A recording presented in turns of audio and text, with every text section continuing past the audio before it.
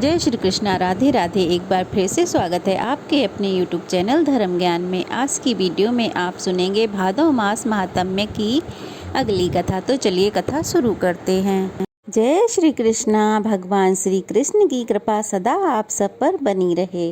अब सुनिए आगे की कथा, जिसमें राजा इंद्रद्युम्न को सपने में और प्रत्यक्ष में भगवान का दर्शन कैसे हुआ और किस प्रकार से उन्होंने भगवान की मूर्तियों का निर्माण किया। ब्रह्मा जी कहते हैं, हे ऋषियों, इस प्रकार स्तुति करके राजा ने समस्त कामनाओं को पूर्ण करने वाले सनातन पुरुष भगवान वासुदेव को प्रणाम किया और चिंता मगन होकर पृथ्वी पर कुश बिछाकर वे उसी पर सो गए। सोते समय उनके मन में यही संकल्प था कि सबकी पीड़ा दूर करने वाले देवादिदेव जनार्दन मुझे प्रत्यक्ष दर्शन कैसे देंगे। सो जाने पर देवादिदेव जगत गुरु भगवान वासुदेव ने सपने में राजा को शंख चक्र और गदा धारण करने वाले रूप का दर्शन कराया। राजा इंद्रद्युम्न ने बड़े प्रेम से भगवान का दर्शन किया। वे शंख चक्र धारण किए हुए थे। उन्होंने सारंग नामक धनुष और बाण भी धारण कर रखे थे। उनका स्वरूप प्रलय कालिक सूर्य के समान दैदिप्यमान हो रहा था और वे प्रज्वलित तेज के विशाल मंडल लग रहे थे। उनका श्रीअंग नीले पुखराज के समान श्याम था। वे गरुड़ के कंधे पर विराजमान थे और उनकी 8 भुजाएं शोभा पा रही थीं। दर्शन देकर भगवान ने राजा से कहा, राजन, तुम्हें साधुवाद है। तुम्हारे इस दिव्य यज्ञ से, भक्ति से और श्रद्धा से मैं बहुत संतुष्ट हूँ। हे राजन, तुम व्यर्थ ही क्यों सोच में पड़े हो। यहाँ जो संसार में पूजनीय योग्य सनातनी प्रतिमा है, उसकी प्राप्ति का उपाय तुम्हें बतलाता हूँ। आज की रात बीतने पर निर्मल प्रभात में, यानी कि सुबह के समय, जब सूर्योदय हो, उस समय अनेक प्रकार के वृक्षों से सुशोभित समुद्र के जल प्रांत में, जहाँ तरंगों से प्रेरित महान जल की राशि दिखाई देती हैं, वहीं एक बहुत बड़ा वृक्ष खड़ा है, जिसका कुछ भाग तो जल में है और कुछ धरती में। वह समुद्र की लहरों से आहत होने पर भी कांपता नहीं है। तुम हाथ में कुल्हाड़ी लेकर लहरों के बीच से अकेले ही वहां चले जाना। तुम्हें वह वृक्ष दिखाई देगा। मेरे बताए हुए अनुसार उसे पहचान कर बिना किसी शंका के उस वृक्ष को काट डालना। उसे काटते समय तुम्हें कोई अद्भुत वस्तु भी दिखाई देगी। उसी से सोच विचार कर तुम दिव्य प्रतिमा का निर्माण करो और मोह में डालने वाली चिंता को बिल्कुल छोड़ दो। ऐसा कहकर महाभाग श्री हरि स्वप्न से अदृश्य हो गए। वह स्वप्न देखकर राजा को बड़ा आश्चर्य हुआ। वह स्वप्न देखकर वह भगवान में मन लगाकर उनका ध्यान करते हुए उठ बैठे और उठकर वैष्णव मंत्र और विष्णु सूक्त का जप करने लगे। प्रातः काल उठे और भगवत स्मरण करते हुए विधि पूर्वक उन्होंने समुद्र में स्नान किया। फिर ब्राह्मणों को नगर और गांव आदि दान में देकर अपने पूर्वहन कृत्य करके समुद्र के तट पर चले गए। वहां अकेले ही महाराज ने समुद्र की महाबेला में प्रवेश किया और उस तेजस्वी महावृक्ष को देखा। वृक्ष बहुत ऊंचा था, उससे बड़ी बड़ी जटाएं लटक रही थीं। उसे देखकर राजा इंद्रद्युम्न बहुत प्रसन्न हुए। उन्होंने तीखे फरसे से उस वृक्ष को काट गिराया और उसके 2 भाग करने का विचार किया। फिर जब उन्होंने उस लकड़ी का भली भांति निरीक्षण किया, तब उन्हें एक अद्भुत बात दिखाई दी। श्री विश्वकर्मा जी और भगवान विष्णु दोनों ब्राह्मण का रूप धरकर वहां आए। उनके कंठ में दिव्य हार और शरीर में दिव्य अंगराज शोभा पा रहे थे। वे दोनों अपने तेज से प्रज्वलित हो रहे थे। राजा के पास आकर उन्होंने पूछा, महाराज, आप यहाँ कौन सा कार्य करेंगे? किस कारण से आपने इस पेड़ को काट गिराया है? उन दोनों की बात सुनकर राजा बहुत प्रसन्न हुए और उन्होंने उत्तर दिया, मैं यहाँ आदि अंत से रहित देवादिदेव भगवान विष्णु की आराधना के लिए प्रतिमाएं बनवाना चाहता हूँ। इसके लिए मुझे भगवान ने ही स्वयं स्वप्न में प्रेरित किया है। राजा की यह बात सुनकर भगवान जगन्नाथ ने हंसकर कहा, महाराज, आपका विचार तो बड़ा उत्तम है, इसके लिए धन्यवाद है। ये भयंकर संसार सागर केले के पत्ते की तरह सारहीन है। इसमें दुख की ही अधिकता है। काम क्रोध इसमें पूरी तरह से भरे हुए हैं। इंद्रिय रूपी भंवर और कीचड़ के कारण ये अत्यंत दुस्तर है। नाना प्रकार के सैकड़ों रोग यहाँ भंवर के समान हैं। महाभाग, आइए इस वृक्ष की शीतल छाया में हम दोनों के साथ बैठिए। ये मेरे साथ एक श्रेष्ठ शिल्पी हैं। ये सब प्रकार की शिल्पकारी में अर्थात मूर्ति कला में सब प्रकार से विश्वकर्मा जी की तरह निपुण हैं। आप किनारा छोड़कर चले आइए, ये मेरे बताए अनुसार प्रतिमा तैयार कर देंगे। अब देखिए, भगवान स्वयं ही राजा इंद्रद्युम्न को बता रहे हैं कि किस प्रकार से प्रतिमाओं का निर्माण करना है।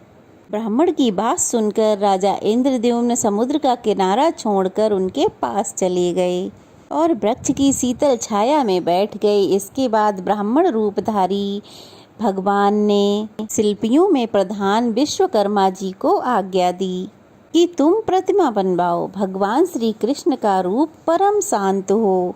उनके नेत्र पद्म पत्र के समान विशाल होने चाहिए। श्री वक्ष स्थल पर वक्ष चिन्ह तथा स्तुप मणि तथा हाथों में शंख चक्र गदा धारण किए हों। क्या आप सभी में से किसी ने कभी भगवान जगन्नाथ जी के मंदिर में जाकर उनके दर्शन किए हैं? अगर दर्शन किए हो तो कमेंट बॉक्स में ज़रूर बताइएगा। भगवान राजा को बताते हैं कि वे कौस्तुभ मणि, हाथों में शंख चक्र और गदा धारण किए हों। दूसरी प्रतिमा का विग्रह दूध के समान एकदम गोरा हो। उसमें स्वास्तिक का चिन्ह होना चाहिए। वे अपने हाथ में हल धारण किए हों। उनका नाम महाबली बलराम जी होगा। देवता, दानव, यक्ष, गंधर्व, नाग कोई भी उनका अंत नहीं जानते, इसलिए वे भगवान अनंत कहलाते हैं। और सुनो राजन, तीसरी प्रतिमा भगवान वासुदेव की बहन सुभद्रा जी की होगी। उनके शरीर का रंग स्वर्ण के समान गौर और सुंदर शोभा से युक्त होना चाहिए। उनमें समस्त शुभ लक्षणों का समावेश होना बहुत आवश्यक है। भगवान के ऐसे कथन सुनकर उत्तम कर्म करने वाले विश्वकर्मा जी ने तत्काल उत्तम लक्षणों से युक्त प्रतिमाएं तैयार कर दीं। पहले उन्होंने बलभद्र जी की प्रतिमा बनाई। उनका वर्ण शरद काल के चंद्रमा की तरह श्वेत था। उनकी आंखों में कुछ कुछ लालिमा थी। उनका शरीर विशाल और मस्तक फड़ाकार होने से बड़ा विकट दिखाई पड़ता था। वे नील वस्त्र धारण किए बड़े ही शोभा पा रहे थे। उन्होंने एक कुंडल धारण कर रखा था। उनके हाथों में गदा और मूसल शोभा पा रहे थे। उनका स्वरूप दिव्य था। दूसरा विग्रह साक्षात भगवान वासुदेव का था। उनके नेत्र कमल के समान प्रफुल्लित थे। शरीर की कांति नील मेघ के समान श्याम थी। उनकी श्याम आभा तीसी के फूल की तरह लग रही थी। बड़े बड़े नेत्र कमल पत्र की तरह लग रहे थे। शरीर पर पीतांबर शोभा पा रहा था। वक्ष स्थल पर श्री वक्ष का चिन्ह और हाथ में चक्र धारण किया हुआ था। इस प्रकार वे सर्व पापहारी श्री हरि बड़े दिव्य दिखाई देते थे। तीसरी प्रतिमा श्री सुभद्रा जी की थी, जिनकी देह की दिव्य कांति सोने की तरह दमक रही थी। उनके नेत्र कमल पत्र के समान विशाल थे। उनका अंग विचित्र वस्त्र से ढका हुआ था। वे हार और कुयर आदि विचित्र आभूषणों से सुशोभित थीं। गले में हार लटक रहा था। इस प्रकार विश्वकर्मा जी ने बड़ी ही मनोहर दिव्य सुंदर प्रतिमाएं बनाकर तैयार की। राजा इंद्रद्युम्न ने ये बड़ी ही अद्भुत बात देखी। सब प्रतिमाएं बिल्कुल एक क्षण में ही बन गई थीं। सभी 2 दिव्य वस्त्रों से ढकी हुई थीं। सबका तरह तरह के रत्नों से श्रृंगार किया गया था और सभी प्रतिमाएं अत्यंत मनोहर और सभी शुभ लक्षणों से युक्त थीं। उन्हें देखकर राजा अत्यंत आश्चर्यमग्न होकर बोले कि आप दोनों ब्राह्मण के रूप में साक्षात देवता तो नहीं पधारे हैं। आप दोनों के कर्म तो बड़े अद्भुत हैं और आपके व्यवहार भी देवताओं की तरह लग रहे हैं। निश्चय ही आप मनुष्य तो नहीं जान पड़ते। आप देवता हैं या मनुष्य, यक्ष हैं या फिर विद्याधर? आप कहीं ब्रह्मा जी और विष्णु जी तो नहीं हैं? दोनों अश्विनी कुमार तो नहीं हैं? आप मायामय रूप से स्थित हैं, इसलिए आपके यथार्थ स्वरूप को तो मैं नहीं जानता। मैं आपकी शरण में आया हूँ, अब मेरे सामने अपने वास्तविक रूप को प्रकट कीजिए। तब भगवान बोले, मैं देवता इंद्र, रुद्र, ब्रह्मा, यक्षराज नहीं हूँ, मुझे पुरुषोत्तम समझो। मैं समस्त लोकों की पीड़ा दूर करने वाला, अत्यंत बल पौरुष से संपन्न और संपूर्ण भूतों का आराध्य हूँ। मेरा कभी अंत नहीं होता, जिसका सब शास्त्र में उल्लेख किया जाता है, वेदांत ग्रंथों में वर्णन मिलता है, जिसे योगी जन ज्ञान गम्य और वासुदेव कहते हैं। मैं परमात्मा मैं ही हूँ, स्वयं मैं ही ब्रह्मा, मैं ही विष्णु, मैं ही शिव, मैं ही देवराज इंद्र तथा मैं ही जगत का नियंत्रण करने वाला हूँ। पृथ्वी आदि 5 भूत, त्रिविध अग्नि, जलाधिप वरुण, धरती और पर्वत भी मैं ही हूँ। संसार में जो भी वाणी से कहा जाने वाला स्थावर जंगम भूत है, वह मेरा ही स्वरूप है, और ये चराचर विश्व मेरे अलावा कुछ भी नहीं है। राजन, मैं तुम पर बहुत प्रसन्न हूँ। हे शुभ्रत, तुम वर मांगो। तुम्हारे हृदय में जो भी इच्छा हो वह मैं तुम्हें अवश्य दूंगा। जो पुण्यवान नहीं है उनको तो स्वप्न में भी मेरा दर्शन नहीं होता, और तुम्हारी तो मुझ में दृढ़ भक्ति है। राजन, तुमने मेरा प्रत्यक्ष दर्शन किया है। भगवान वासुदेव के ऐसे वचन सुनकर राजा के शरीर में रोमांच हो आया। वे इस प्रकार स्तोत्र गान करने लगे, हे लक्ष्मीकांत, आपको नमस्कार है। श्रीपते, आपके दिव्य विग्रह पर पीत वस्त्र शोभा पाता है। आप लक्ष्मी प्रदान करने वाले और लक्ष्मी जी के स्वामी हैं। हे श्रीनिवास, आप लक्ष्मी जी के धाम हैं, को नमस्कार है। आप आदि पुरुष, ईशान, सबके ईश्वर, सब और मुख वाले, निष्कल और सनातन परम देव हैं, आपको नमस्कार है। आप शब्द और गुणों से अतीत, भाव और अभाव से रहित, निर्लेप, निर्गुण, सूक्ष्म, सर्वज्ञ तथा सबके रक्षक हैं। आपका स्वरूप वर्षा काल के मेघ के समान श्याम है। आप गौ और ब्राह्मणों के हित में सदा संलग्न रहते हैं। आप सबकी रक्षा करते हैं। आप शंख, चक्र, गदा और मूषल धारण करने वाले देवता हैं। आपके श्री अंग की सुषमा नील कमल दल के समान श्याम है। आप क्षीर सागर के भीतर शेषनाग की सैया पर शयन करने वाले हैं। आप देव देवेश्वर, वरदाता, व्यापक, सर्वलोकेश्वर, मोक्ष के साधक, अविनाशी भगवान विष्णु हैं। आपको पुनः मेरा प्रणाम है। इस प्रकार भगवान की स्तुति करके राजा ने हाथ जोड़कर प्रणाम किया और धरती पर मस्तक टेक कर कहा, नाथ, अगर आप मुझ पर प्रसन्न हैं तो मैं उत्तम ये वर मांगता हूँ। देवता, असुर, यक्ष, गंधर्व, राक्षस, किन्नर, महानाग, सिद्ध, गुह्यक, विद्वान, सन्यासी, योगी, वेद तत्व का विचार करने वाले या अन्यान मोक्ष मार्ग के ज्ञाता, निशी पुरुष जिस निर्गुण, निर्मल और शांत परम पद का ध्यान करते हैं, उस परम दुर्लभ पद को मैं आपकी कृपा से प्राप्त करना चाहता हूँ। श्री भगवान बोले, राजन, तुम्हारा कल्याण हो। सब कुछ तुम्हारी इच्छा के अनुसार ही होगा। मेरी कृपा से तुम्हें तुम्हारी मनोवांछित वस्तु अवश्य प्राप्त होगी। राजन, तुम 10,900 वर्षों तक अपने अखंड राज्य का उपभोग करो। उसके बाद उस दिव्य पद को प्राप्त होगे जो देवता और असुरों के लिए भी दुर्लभ है, जिसे पाकर सब मनोरथ सिद्ध हो जाते हैं, जो शांत, गूढ़, व्यक्त, अव्यय, पर से भी पर, सूक्ष्म, निर्लेप, ध्रुव, चिंता और शोक से मुक्त तथा कार्य और कारण से वर्जित ये नामक परम पद है। उसका तुम्हें साक्षात्कार कराऊंगा। उस परमानंद परम पद को पाकर तुम मोक्ष को प्राप्त हो जाओगे। राजन, इस पृथ्वी पर जब तक बादल पानी बरसाते रहेंगे, जब तक आकाश, चंद्रमा, सूर्य और तारे दिखते रहेंगे, जब तक 7 समुद्र और मेरु आदि पर्वत मौजूद रहेंगे तथा जब तक दिवलोक में देवताओं की सत्ता बनी रहेगी, तब तक इस भूलोक पर चारों ओर तुम्हारी अक्षय कीर्ति छाई रहेगी। तुम्हारे यज्ञांग से प्रकट होने वाला तालाब इंद्रद्युम्न सरोवर के नाम से प्रसिद्ध तीर्थ होगा, जिसमें एक बार स्नान करके मनुष्य इंद्रलोक प्राप्त कर सकते हैं। जो इस सरोवर के सुंदर तट पर पिंडदान करेगा, वह अपनी 21 पीढ़ियों का उद्धार करके इंद्रलोक को जाएगा और वहां विमान पर बैठकर अप्सराओं से पूजित होकर गंधर्वों के गीत सुनता हुआ 14 इंद्रों की आयु पर्यंत निवास करेगा। समुद्र के दक्षिण भाग में नैऋत्य कोण की ओर जो बरगद का वृक्ष खड़ा है, उसके ही पास में केवड़े के वन से ढका हुआ एक मंडप है, जो नाना प्रकार के वृक्षों से व्याप्त है।